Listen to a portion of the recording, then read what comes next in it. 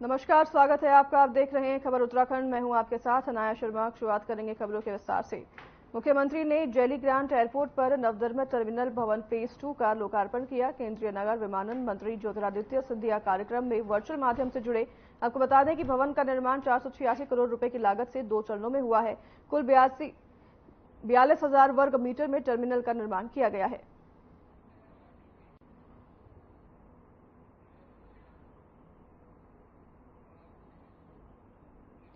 17 और 18 फरवरी को भारतीय जनता पार्टी की राष्ट्रीय परिषद की बैठक दिल्ली में आयोजित की गई। आपको बता दें कि बैठक में उत्तराखंड से भाजपा के वरिष्ठ नेता और पदाधिकारी शिरकत करेंगे। इस बात को लेकर भाजपा के प्रदेश मीडिया प्रभारी मनवी चौहान ने कहा कि इस बैठक में भाजपा के सभी पदाधिकारियों के साथ साथ सभी सांसद, पूर्व सांसद और विधायक भी शामिल होंगे। साथ ही उन्होंने कहा कि बैठक में आगामी लोकसभा चुनाव की रणनीति बनाई जाएगी और चुनावी अभियानों में और नए कार्यक्रम सम्मिलित किए जाएंगे।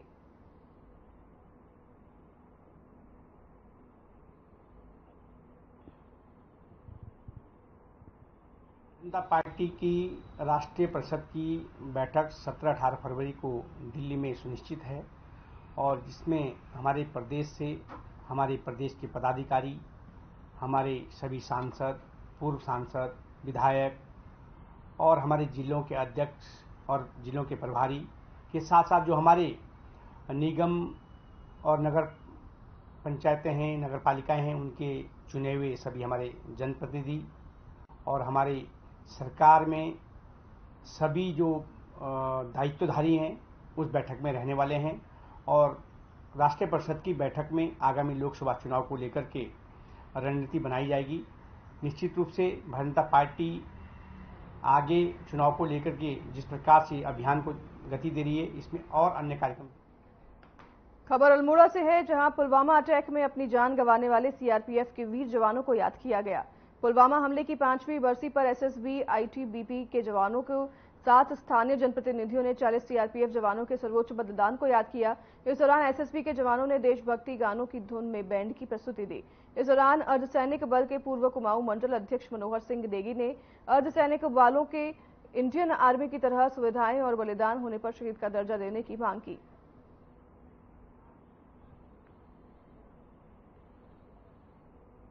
मुख्य उद्देश्य यह है कि 14 फरवरी 2019 में पुलवामा में, कश्मीर में पुलवामा में सीआरपीएफ के 40 जवान मारे गए थे। तो हर साल उनकी शहादत को मनाने के लिए हम ये प्रोग्राम आयोजित करते हैं। इसका मेन उद्देश्य है कि जो लोग मारे गए वो किसी एक व्यक्ति विशेष के पुत्र नहीं है, बेटे नहीं है, वो पूरे देश के बेटे हैं। जिस तरह हमारे परिवार कोई मरता है, स्वर्गीय हो जाता है, तो उसकी हम बरसी मनाते हैं। तो वो जो सपूत हैं वो पूरे देश के सपूत हैं। तो आज हम उनकी राजधानी देहरादून में बिहारी महासभा ने बसंत पंचमी के मौके पर शिव बाल योगी महाराज के प्रांगण में कार्यक्रम का आयोजन किया। इस दौरान बिहारी महासभा ने धूमधाम से बसंत पंचमी मनाई, सरस्वती वंदना और आरती भी की गई। पूजन के बाद स्थानीय भक्तों को भंडारे का प्रसाद वितरण किया गया। इस बीच बिहारी महासभा के अध्यक्ष ललन सिंह ने बताया कि संपूर्ण भारत में इस तिथि को विद्या और बुद्धि की देवी सरस्वती माता की पूजा की जाती है।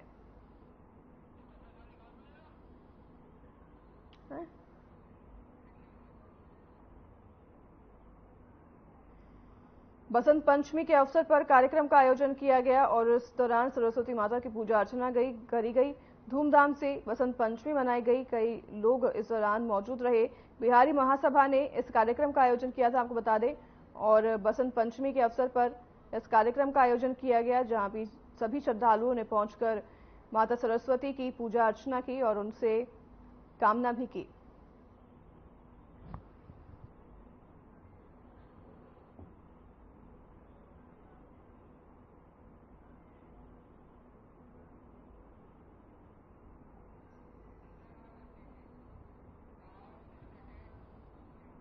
विश्व प्रसिद्ध श्री बद्रीनाथ धाम के कपाट 12 मई को सुबह 6 बजे विधि विधान से खोले जाएंगे, जबकि बद्रीनाथ धाम में विराजमान भगवान विष्णु के श्रृंगार के लिए तिल के तेल को पिरोने की रस्म 25 अप्रैल को नरेंद्र नगर के राजमहल में की जाएगी। और बता दें कि भगवान श्री बद्रीनाथ धाम के कपाट खोलने की तिथि हर साल बसंत पंचमी के दिन नरेंद्र नगर स्थित राजमहल में तय की जाती है।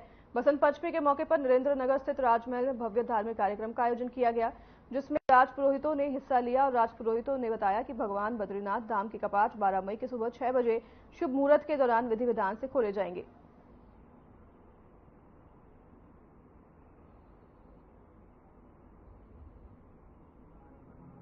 के कपाट 12 मई को 6 बजे सुबह प्रातः खुलेंगे और जो गारू तेल का जो समय वो 25 अप्रैल को होगा। फिर मैं रिपीट करता हूँ, मैं फिर दोहराता हूँ कि बद्रीनाथ के कपाट 12 मई 6 बजे खुलेंगे और जो गारू तेल है वो 25 अप्रैल को होगा। इन परंपरा अनुसार बसंत पंचमी के अवसर पर तत्कालीन जो टिहरी रियासत थे उनके महाराजा की जन्म कुंडली देख करके पंचांग गणना के आधार पर बद्री विशाल जी के कपाट खुलने की तिथि निश्चित की जाती है। आज बसंत पंचमी के शुभ अवसर पर महाराजा टिहरी मनुजेंद्र शाह जी की जन्म कुंडली देख करके जो राज पुरोहित हैं उन्होंने पंचांग गणना करके 12 मई प्रातःकालीन 6 बजे का मुहूर्त तय किया।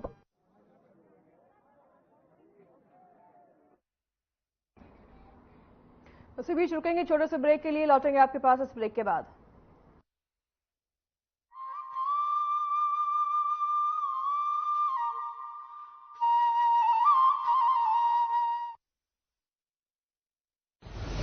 प्रधानमंत्री श्री नरेंद्र मोदी के मार्गदर्शन और मुख्यमंत्री श्री पुष्कर सिंह धामी के अथक प्रयासों से देवभूमि उत्तराखंड में रेल कनेक्टिविटी के क्षेत्र में अभूतपूर्व कार्य हो रहा है, जिसके परिणाम स्वरूप प्रदेश में पर्यटन, उद्योग और अन्य व्यापारिक गतिविधियों में तीव्र गति से विकास होगा। प्रधानमंत्री श्री नरेंद्र मोदी ने देहरादून से दिल्ली तक चलने वाली वंदे भारत एक्सप्रेस का उद्घाटन किया। साथ ही उत्तराखंड के सभी रेल नेटवर्कों का विद्युतीकरण का कार्य 100% पूरा हो गया है। प्रदेश में रेल नेटवर्क को मजबूत करने के लिए लगभग 16,000 करोड़ की लागत वाली ऋषिकेश कर्णप्रयाग रेल परियोजना पर भी तेजी से काम चल रहा है। अमृत भारत रेलवे स्टेशन योजना से हर्रावाला रेलवे स्टेशन का 30 करोड़ रुपए, रुड़की रेलवे स्टेशन का 29 करोड़ रुपए और लाल कुआं रेलवे स्टेशन का 23 करोड़ रुपए से कायाकल्प किया जा रहा है। कुमाऊं के पहाड़ी इलाकों को जोड़ने वाली टनकपुर बागेश्वर रेल लाइन का निर्माण कार्य जल्द शुरू होगा। डोईवाला से गंगोत्री यमुनोत्री रेल लाइन के सर्वे पर भी सहमति दी जा चुकी है। रेलवे ने बजट 2023-24 में उत्तराखंड को 5,004 करोड़ रुपए की सौगात दी है। इसमें हरिद्वार और देहरादून रेलवे स्टेशनों को विश्व स्तरीय सुविधाओं से लैस करते हुए इनके प्लेटफॉर्म के ऊपर रूफटॉप का निर्माण किया जाएगा। मजबूत रेल नेटवर्क बन रहा है प्रगति और आधुनिकता का प्रमाण। डबल इंजन सरकार कर रही है सशक्त उत्तराखंड का निर्माण।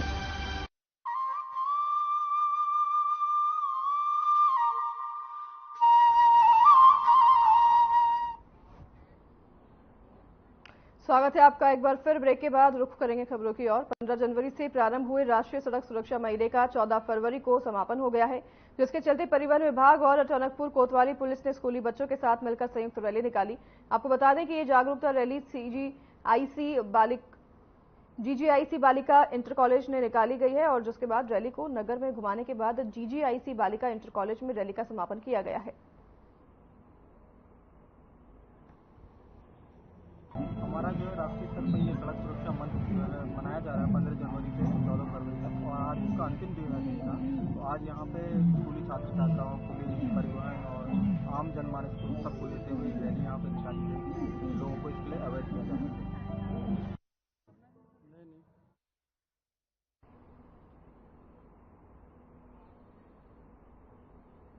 विश्व प्रसिद्ध हरिद्वार की हर की पौड़ी पर सुबह से ही वसंत पंचमी के स्नान पर मां गंगा में श्रद्धालु मां गंगा के आस्था की डुबकी लगाकर मां सरस्वती की वंदना कर रहे हैं।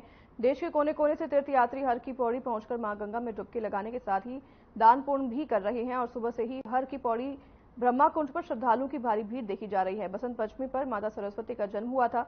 मान्यता है कि इस दिन मां गंगा में स्नान करने का बड़ा ही महत्व माना जाता है।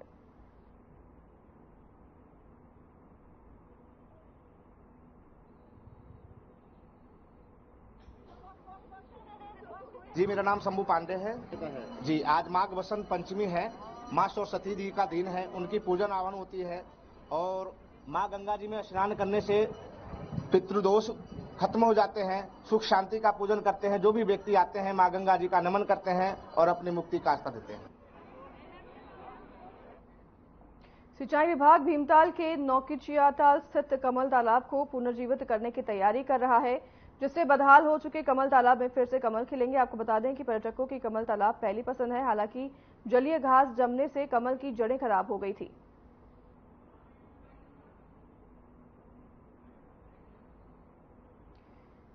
सिंचाई विभाग की ये पहल सामने आई है, जहां पर तालाब की अब मरम्मत की जाएगी। तालाब को पुनर्जीवित करने की तैयारी शुरू कर दी गई है। तालाब में फिर से कमल के फूल खिलाए जाएंगे और आपको बता दें कि कमल के फूल की जड़ें जो पहले थी वो खराब हो चुकी थी, जिसके बाद अब सिंचाई विभाग की ये पहल है जिसमें तालाब की अब मरम्मत की जाएगी और कमल के फूल फिर से तालाब में लगाए जाएंगे। तालाब को पुनर्जीवित करने की तैयारियां शुरू कर दी गई है।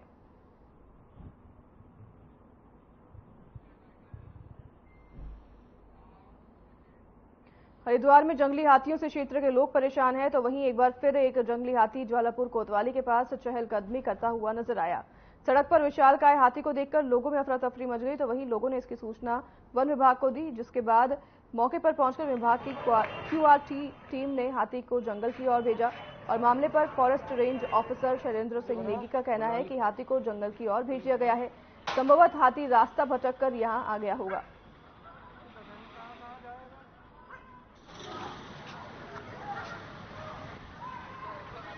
चला नीचे चलने।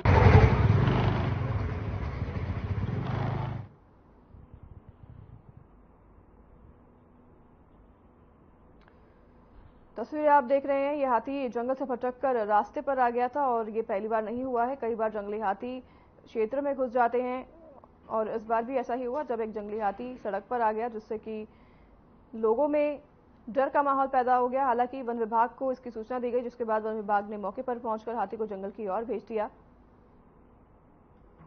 तस्वीरों में आप देख रहे हैं जंगली हाथी सड़क पर पहुंच गया जंगलों से। हालांकि वन विभाग की टीम ने मौके पर पहुंचकर रेस्क्यू किया इस जंगली हाथी का और उसे जंगल की ओर फिर से भेज दिया गया है।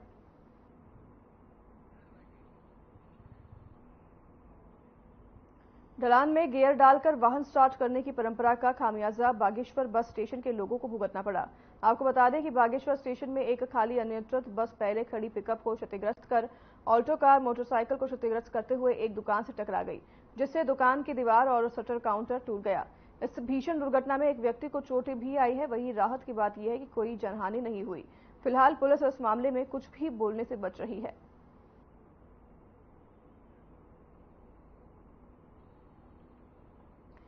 ये सड़क दुर्घटना हो गई है जहां पर एक बस ने एक ऑल्टो कार, एक मोटरसाइकिल और एक दुकान में टक्कर मार दी है और अपना नियंत्रित होकर बस से जगह टक्कर मार दी, जिसके कारण ये सड़क दुर्घटना हुई।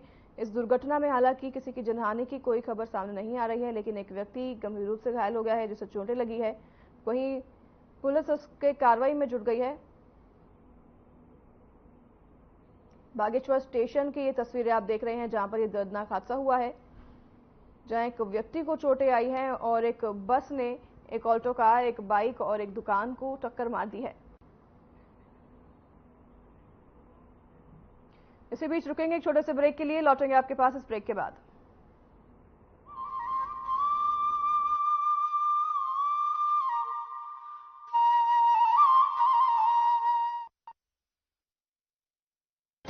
सैनिकों के कल्याण के लिए हर वक्त तत्पर है उत्तराखंड सरकार। पूर्व सैनिकों को राज्य सरकार की सेवाओं में दिया गया है क्षैतिज आरक्षण। शहीद सैनिकों के परिजनों को सरकारी सेवाओं में सेवायोजन में वरीयता देने का किया गया है प्रावधान। शहीदों की पत्नियों और उनके आश्रितों के पुनर्वास के लिए दिया जा रहा है कौशल वृद्धि एवं रोजगार परक निःशुल्क प्रशिक्षण। युद्ध में घायल सैनिकों और परिजनों को एक मुश्त दी जा रही है 2 लाख रुपए की सहायता। विभिन्न युद्धों और आंतरिक सुरक्षा व सीमांत झड़पों में शहीद सैनिकों के आश्रितों को उत्तराखंड शहीद कोष से दी जा रही है एक मुश्त 10 लाख रुपए की धनराशि। उत्तराखंड बन गया है वीर सैनिकों को सबसे अधिक अनुदान देने वाला राज्य। उत्तराखंड के वीरों का देश के लिए शहादत में बड़ा योगदान रहा है। ये वीरों की भूमि है।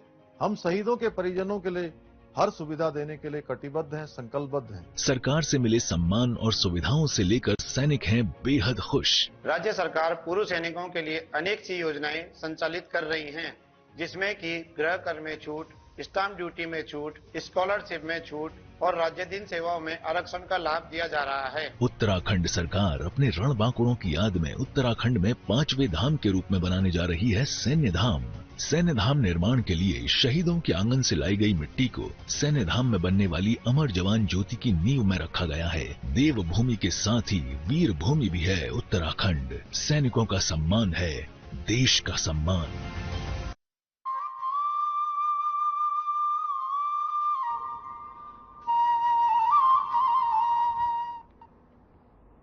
स्वागत है आपका एक बार फिर। ब्रेक के बाद रुख करेंगे खबरों की ओर। पुलिस कप्तान अजय सिंह रायवाला थाना पहुंचे, जहां रायवाला थाने का निरीक्षण कर तमाम व्यवस्थाओं का जायजा लिया। क्राइम को लेकर थाना प्रभारी निरीक्षक से फीडबैक भी लिया और थाने में अभिलेखों को चेक करने के बाद पुलिस टीम को कई निर्देश भी दिए गए। निरीक्षण के दौरान थाना प्रभारी निरीक्षक को अभिलेखों को व्यवस्थित तरीके से रखने और थाना परिसर में साफ सफाई को और ज्यादा बेहतर करने के भी निर्देश दिए गए।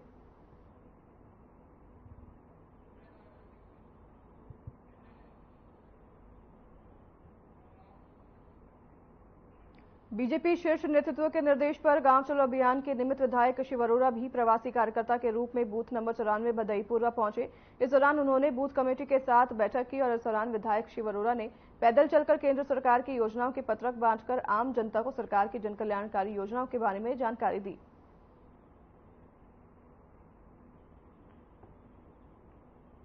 मैं बता रहा हूँ। भारतीय जनता पार्टी यशस्वी प्रधानमंत्री नरेंद्र मोदी के नेतृत्व में इस देश की जनता की सेवा में 10 साल से लगी हुई थी और 2024 जो है इस देश की नई दिशा देने वाला होगा। तीसरी बार मोदी सरकार के नारे के साथ भारतीय जनता पार्टी के सभी कार्यकर्ता नेतागण हमारे संगठन ने दिया है और हर कार्यकर्ता गांव-गांव जाकर 2024 में मोदी जी के नेतृत्व में प्रचंड बहुमत के साथ अब की बार 400 पार के नारे के साथ भारतीय जनता पार्टी की सरकार बने, इस निमित्त गांव चलो अभियान में हर कार्यकर्ता लगा हुआ।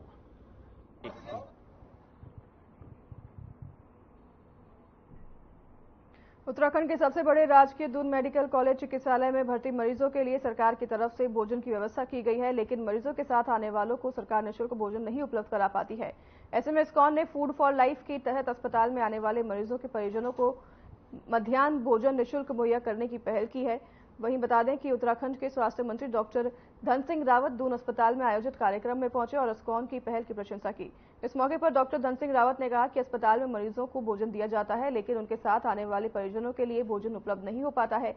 इसलिए इस्कॉन ने प्रत्येक दिन जितने भी तीमारदार अस्पताल में आएंगे उनके लिए निःशुल्क भोजन देने की पहल की है।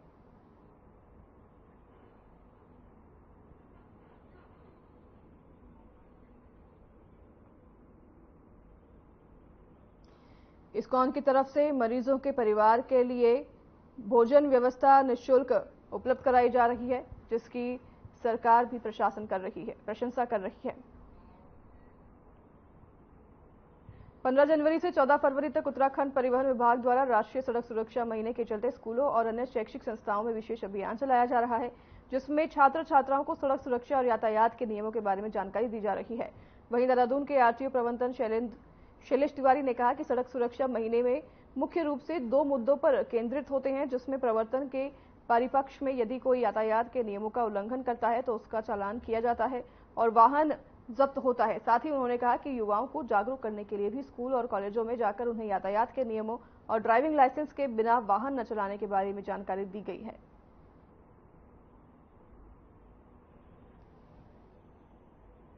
अभी रोड सेफ्टी मंथ मनाया जा रहा है, 1 महीने का इस बार मंथ हमारा है। कल 14 तारीख को इसका समापन होना है। इस मंथ में हम लोगों ने जो परिवहन विभाग हमारा है विभिन्न प्रोग्राम आयोजित कर रहा है। हमारा 2 तरीके का फोकस है। फर्स्ट है इन्फोर्समेंट, अगर कोई नियम कानून का उल्लंघन करता है तो उसका चालान करते हैं, गाड़ी सीज करते हैं। इन्फोर्समेंट हमारा पहला पार्ट है। सेकेंड जो मेजर पार्ट है रोड सेफ्टी मंथ के में, ये जागरूकता का पार्ट है। इसमें हम लोग यूथ को शामिल कर रहे हैं, स्कूलों में जा रहे हैं, कॉलेजों में जा रहे हैं और टीचर से भी बात कर रहे हैं, प्रिंसिपल से भी हमारी वार्ता हो रही है। और इसमें हम लोग रोड ट्रैफिक के बारे में लोगों को बताते हैं कि ड्राइविंग लाइसेंस के बगैर ड्राइव मत करो, गाड़ी रजिस्टर्ड होना चाहिए, रैश ड्राइविंग नहीं करना है, ओवर स्पीडिंग नहीं करना है, वाहन चलाते समय मोबाइल का प्रयोग नहीं करना है, ड्रंक एंड ड्राइव नहीं करना है। तो इन सब चीज़ों के बारे में हम लोग बताते हैं। आज भी हम लोगों ने एक प्रोग्राम किया है, ये केंद्रीय विद्यालय सालावाला में बहुत अच्छा प्रोग्राम रहा। वहाँ हम लोगों ने क्विज करवाया, वहाँ अवार्ड भी दिए हमने। और इसी बीच रुकेंगे एक छोटे से ब्रेक के लिए, लौटेंगे आपके पास इस ब्रेक के बाद।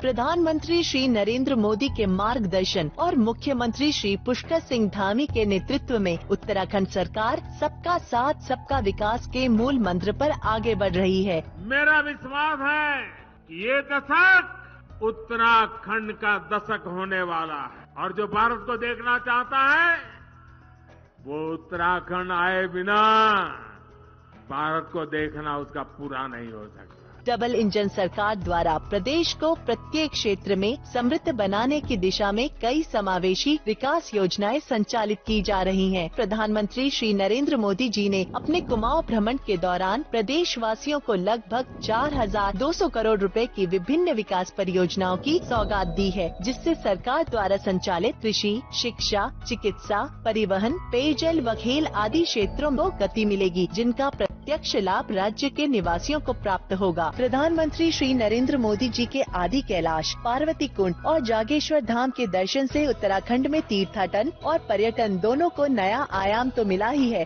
साथ ही मुख्यमंत्री श्री पुष्कर सिंह धामी सरकार की महत्वाकांक्षी मानस खंड मंदिर माला परियोजना को नया संबल मिला है। इससे पूरे राज्य में रोजगार के नवीन अवसर सृजित होंगे और स्थानीय निवासियों की आय में बढ़ोतरी होगी। डबल इंजन सरकार ने लिया है प्रण, उत्तराखंड को विकसित राज्य बनाएंगे हम।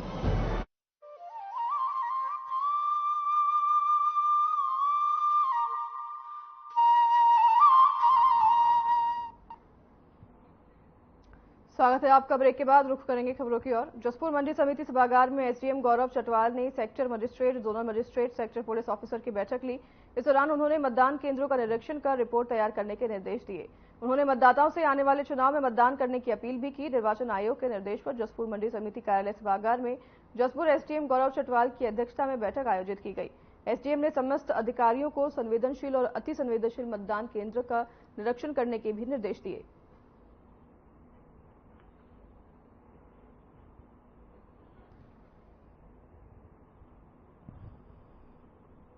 जसपुर मंडी समिति सभागार में बैठक का आयोजन किया गया, जिस दौरान चुनाव की तैयारियों को लेकर बैठक में चर्चा की गई और सभी अधिकारियों को जरूरी दिशा निर्देश भी इस दौरान दिए गए हैं। एसडीएम गौरव चटवाल की अध्यक्षता में ये बैठक समापन हुई।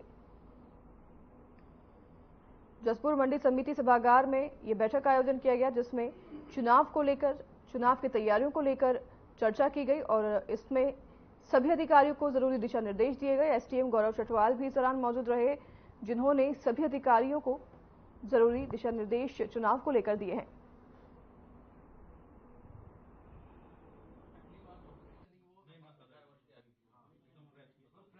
चुनाव से पूर्व जो होता है एक एक्सरसाइज होती है, जिसमें सेक्टर मजिस्ट्रेट द्वारा जो है और सेक्टर पुलिस ऑफिसर द्वारा जो है बूथ्स का भ्रमण किया जाता है, जो पोलिंग बूथ्स होते हैं, और वहाँ पे वल्नरेबिलिटी की मैपिंग की जाती है। वल्नरेबल एरियाज की पहचान की जाती है, जिसमें ऐसे लोगों को चिन्हित किया जाता है जिनको वोट देने से रोका जा सके या उनको प्रलोभन दिया जाए, या वहाँ पे कोई ऐसे अपराध हुए जिससे चुनाव प्रभावित हो सकता हो, या कोई चुनावी संबंधी पिछले चुनावों में ऐसे कोई अपराध हुए, तो ऐसी जगह को, ऐसे पॉकेट्स को, ऐसे लोगों को, ऐसे ग्रुप्स को चिन्हित करना, ताकि जो है आने वाले इलेक्शंस में वो लोग कुछ जो कमजोर तबका है या जो ऐसा वल्नरेबल एरिया है वहाँ पे वो वोट डाल सकें भयमुक्त होकर, और ऐसे लोग जो उनके इस तरह की चीजें करते हैं उन लोगों के खिलाफ भी कार्रवाई हो सके। उसकी चीज की एक सर्टेन फॉर्मेट्स होते हैं, जिसको VM2 VM3 बोला जाता है। उस पर जो है सेक्टर मजिस्ट्रेट द्वारा और सेक्टर पुलिस ऑफिसर द्वारा संयुक्त रूप से वो भर के हमको दिए जाएंगे। उसमें फिर हम उसको देखेंगे कि जो अगर ये ऐसे वहाँ पे ऐसे व्यक्ति हैं जो चुनाव को प्रभावित कर सकते हैं या कोई ऐसी हरकतें कर रहे हैं जिससे चुनाव प्रभावित हो सकते हैं। तो फिलहाल इस बुलेटिन में हमारे साथ बस इतना ही। नमस्कार।